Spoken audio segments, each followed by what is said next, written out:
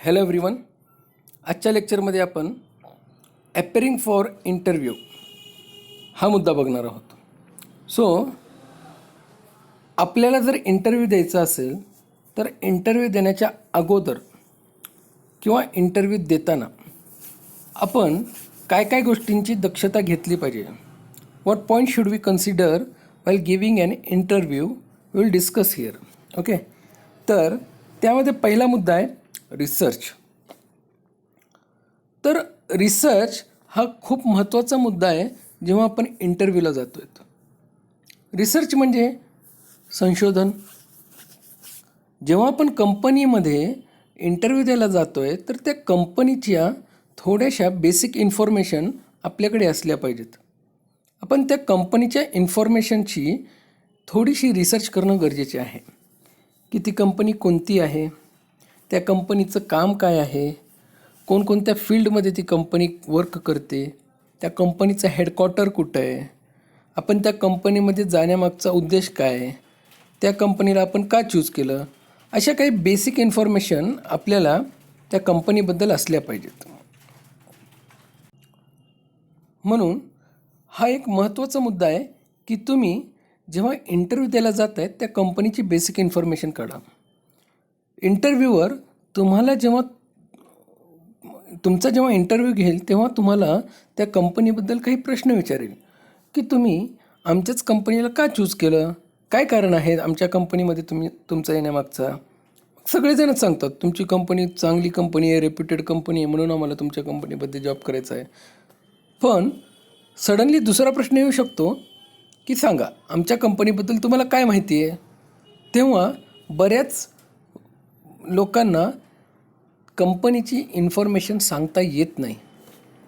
म्हणून ह्याचा negative impact इंटरव्ह्यूबरोबर पडतो.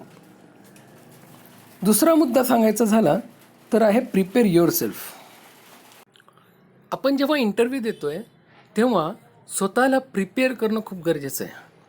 तुम्ही डायरेक्ट ओव्हर कॉन्फिडन्सने जर इंटरव्ह्यू फेस करताल तर नक्कीच तुम्हाला काही प्रॉब्लेम्स येतील. म्हणून इंटरव्ह्यू देताना तुम्हाला काही गोष्टींची दक्षता घ्यायची आहे. Do not forget to carry extra copies of your resume and reference letter as well as notepad and pen to take notes. म्हणजेच तुम्ही जेव्हा इंटरव्ह्यू द्यायला जात आहेत तेव्हा एक्स्ट्रा कॉपी तुमच्या रेझ्यूमची, त्यानंतर रेफरन्स लेटरची एक्स्ट्रा कॉपी आणि नोटपॅडची एक्स्ट्रा कॉपी, सोबत पेनसुद्धा असू द्या, जेणेकरून तुम्हाला काही महत्त्वाचे नोट्स काढायचे असतील तर ते तुम्ही काढू शकाल. Be prepared to ask questions at the end of the interview to show that you are genuinely interested in the job. आणि इंटरव्ह्यू संपल्यानंतर काही महत्त्वाच्या प्रश्नांना विचारण्याची तयारी तुम्ही ठेवा, ज्यामुळे असं लक्षात येईल की तुम्ही या जॉबसाठी सिरियस आहात, तुम्ही ती जॉब करू इच्छिता. If you belongs to journalism, advertising, architecture, fashion or any other creative field, carry your portfolio, that is work sample, highlighting your work. जर तुम्ही जर्नलिझमच्या जॉबसाठी जात असाल किंवा ॲडव्हर्टाइजमेंटच्या जॉबसाठी जात असाल किंवा आर्टिकल्चरच्या जॉबसाठी जात असाल तर तुमच्यासोबत तुमच्या कामांचे काही कॉपीज असू द्या, ज्यामुळे समोरच्या व्यक्तीवर एक वेगळाच प्रभाव पडेल. तिसरा मुद्दा आहे बी एन्थुझियास्टिक अँड लुक शार्प. तुम्ही खूप एन्थुझियास्टिक असला पाहिजेत. तुमचा ड्रेस त्या हिशोबाने असला पाहिजे ज्यामुळे तुमचा थोडासा कॉन्फिडन्स दिसून येईल. त्याच्यानंतर फॉर्मल ड्रेस घालण्याचा प्रयत्न करा, ज्यामुळं काय होईल तुमचे कपडे त्या जॉबला साजेसे दिसतील. त्यानंतर तुमच्या कपड्यामध्ये रिंकल्स नसावे, चांगला प्रेस केलेले कपडे असावे ज्यामुळं इम्प्रेशन चांगलं पडेल. Maintain eye contact through the interview and demonstrate confidence. तर नजर ही इंटरव्ह्यूवरच्या चेहऱ्यासमोर असली पाहिजे आपली. आपण त्याच्या डोळ्यात डोळे टाकून, रागाने म्हणत नाही मी, पण एक जेन्युअनली जसं आपण बोलतो, जसं आपण घरात बोलतो, जसं आपण आपल्या मित्रांसोबत बोलतो त्या पद्धतीने थोडासा गेस्चर आपला पोलाईट ठेवून पण कॉन्फिडन्स दिसून आपण इंटरव्ह्यूअरसोबत बोललं पाहिजे. तिसरा महत्त्वाचा मुद्दा झाला आहे. चौथा आहे व्हॅल्यू टाईम. इंटरव्ह्यूमध्ये पोहोचताना 15 ते 20 मिनिट अगोदर इंटरव्ह्यूला पोहोचा. त्याच्यानंतर तुम्ही इंटरव्ह्यूला जाण्याच्या अगोदर डिस्टन्सचा अभ्यास करून घ्या की तुम्हाला कुठून कुठपर्यंत पोहोचायचं आहे आणि साधारणतः त्या जागी पोहोचायला किती वेळ लागतो.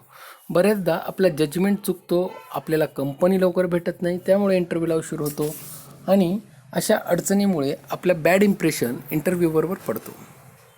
म्हणून वेळेला किंमत द्या आणि थोडंसं वेळेच्या अगोदर तुम्हाला करेक्ट जागेवर पोहोचायचं आहे, ज्या जागेवर पोहोचायचं आहे त्या जागेचा आढावा घेऊन टाका. Cite examples and answer confidently. No one likes to listen to boring information. Stories and examples are what attracting hiring managers and pique their interest. Give specific example highlighting your success and work and how would you handle challenging situations. तर थोडंसं story type सांगण्याचा प्रयत्न करा. तुमच्याबद्दल तुम्ही सांगताना समोरच्या व्यक्तीला बोरिंग वाटलं नाही पाहिजे. तुम्ही जे बोलतायत त्याच्यामध्ये थोडीशी स्टोरी मसाला नसावा, जेन्युइन स्टोरी दिसावी. आणि तुम्ही जे काही सिच्युएशन्स हँडल केलेले आहेत, प्रत्येकाच्या लाईफमध्ये चांगले आणि वाईट सिच्युएशन येत असतात. मग वाईट सिच्युएशनमध्ये तुम्ही स्वतःला कसं सावरलात आणि तुमच्या लाईफमध्ये चांगले सिच्युएशन्स म्हणजे तुमचे अचिव्हमेंट्स काय आहेत ह्याबद्दलही इंटरव्ह्यूवरला तुम्ही माहिती द्या, ज्यामुळे इंटरव्ह्यूवरला तुमच्याबद्दल एक पॉझिटिव्ह अप्रोच निर्माण होईल. Avoid technical words. बरेच लोक इम्प्रेशन दाखवण्यासाठी समोरच्या व्यक्तीवर टेक्निकल शब्द, समोरच्या व्यक्तीसोबत बोलताना टेक्निकल शब्द वापरतात. तर टेक्निकल शब्द हे तुमचा ॲप्रोच पॉझिटिव्ह करत नाही तर तुमचं निगेटिव्ह इम्पॅक्ट टाकतात. तुम्ही टेक्निकल वर्ड्स यूज केले, समोरच्याला जर लक्षात येत नसतील ते वर्ड्स, तर ते जम्बलिंग करू शकतात आणि त्याचा त्रास तुम्हाला होऊ शकतो. जास्त अवघड शब्द इंग्लिशमध्ये सांगण्याचा प्रयत्न करू नका. ती सिच्युएशन ऑकवर्ड सिच्युएशन क्रिएट करू शकते आणि त्यामुळं तुमचा इम्प्रेशन थोडासा डाऊन होऊ शकतो. आणि म्हणून थोडंसं टेक्निकल वर्ड्सला अवॉइड करा. 7वा आहे बॉडी पोश्चर अँड गेस्चर. तुम्ही ड्रेस चांगला टाकला आहे पण तुमचा बॉडी लँग्वेज पॉझिटिव्ह नाही आहे. तुमचा बॉडी लँग्वेज पॉझिटिव्ह असला पाहिजे, तुमचा पोश्चर आणि गेस्चर चांगला असलं पाहिजे. तुम्ही जे हातवारे करतायत, तुम्ही ज्या प्रकारे आय कॉन्टॅक्ट करतायत, तुम्ही ज्या प्रकारे बोलतायत, ह्याचा इम्पॅक्ट इंटरव्ह्यूबरोबर होत असतो. त्यामुळे तुम्ही बॉडी पोश्चरवर थोडंसं लक्ष द्या. सरळ बसण्याचा प्रयत्न करा इंटरव्ह्यूमध्ये. तुमचा माइंड हा कीप ठेवा, काम ठेवा, म्हणजे शांत ठेवा. तुमच्या हातवाऱ्यांना थोडंसं लक्ष द्या. बरेच लोक ओव्हर कॉन्फिडंट होऊन हातवारे आणि पोश्चरमध्ये चुकतात, ज्याचा परिणाम त्यांच्या इंटरव्ह्यूवर होतो. तर बॉडी पोश्चर थोडासा चांगला ठेवण्याचा प्रयत्न करा. लिसन केअरफुली. जसं आपण सांगतच आलो आहेत की तुम्ही इंटरव्ह्यू देत आहेत ह्याचा अर्थ तुम्ही फक्त बोलू नये, समोरच्याचं ऐकणं, समोरच्याचा प्रश्न कंप्लीट होऊ देणं, समोरच्याचा जो सेंटेन्स आहे तो कंप्लीट होऊ देणं खूप गरजेचं आहे. आणि त्यानंतर तुम्हाला जे वाटतं आहे ते सांगा, त्या प्रश्नाचे उत्तरं तुम्ही देऊ शकतात. तर तुम्ही केअरफुली लिसन करणंसुद्धा गरजेचं आहे. रिव्ह्यू युअर टॉकिंग पॉईंट्स है ना, to appear less nervousness and more confident. Jog your memory by revising your notes you want to highlight during the interview.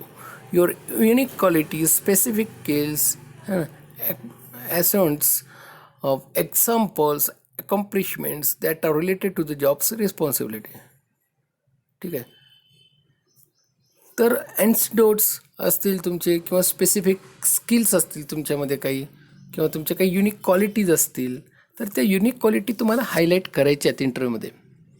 आणि बऱ्याचदा असं होतं की आपण घरून विचार करून निघतो की मला हे सांगायचं इंटरव्ह्यूमध्ये, पण आपण इंटरव्ह्यूच्या प्रेशरमध्ये ते विसरून जातो.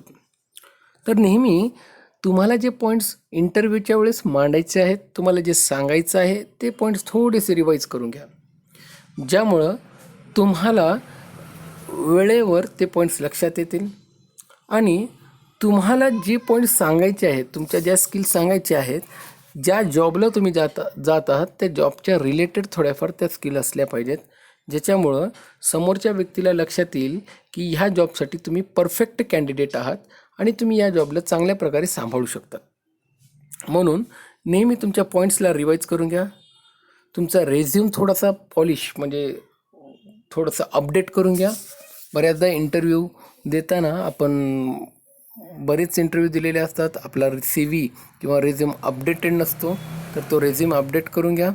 थोडंसं dress well, carry your portfolio, तुमची जी माहिती आहे ती सोबत घेऊन चला. Include example and stories when your answer and appear confident during the interview process. म्हणून इंटरव्ह्यू देण्याच्या वेळेस थोडंसं कॉन्फिडंट दिसणं खूप गरजेचं आहे. आणि शेवटचा पॉईंट या प्रश्नामधला आहे की बी पॉझिटिव्ह अँड कीप काम. थोडंसं पॉझिटिव्ह राहा, शांत राहा. बऱ्याचदा इंटरव्ह्यूवर तुम्ही टफ सिच्युएशनमध्ये स्वतःला कसं हँडल करतात हे बघण्यासाठी थोडेसे अवघड प्रश्न विचारतात किंवा ऑकवर्ड प्रश्न विचारतात. असं बऱ्याचदा होतं की इंटरव्ह्यूवर तुम्हाला ऑकवर्ड क्वेश्चन विचारतील किंवा थोडेसे टफ क्वेश्चन विचारतील. त्यावेळेस तुम्ही स्वतःला किती काम ठेवतात, किती शांत ठेवतात हे खूप महत्त्वाचं आहे. आणि त्याच्यानंतरच तुम्ही इंटरव्ह्यू पॉझिटिव्ह वेने देऊ शकतात. म्हणून स्वतःला शांत ठेवणं आणि काम ठेवणं खूप गरजेचं आहे. तर हे काही महत्त्वाचे 10 मुद्दे आहेत ज्याच्या अवतीभोवती आपण इंटरव्ह्यूच्या टेक्निक्स शिकू शकतो. तर ह्या पॉईंट्सला तुम्ही कन्सिडर करा इंटरव्ह्यूला जाताना, ज्यामुळे तुम्ही थोडासा इंटरव्ह्यू चांगल्या पद्धतीने देऊ शकाल. तर ह्या प्रश्नाला आपण इथंच थांबूयात आणि बाकीचे मुद्दे आपण नेक्स्ट लेक्चरला घेऊयात. Thank you very much.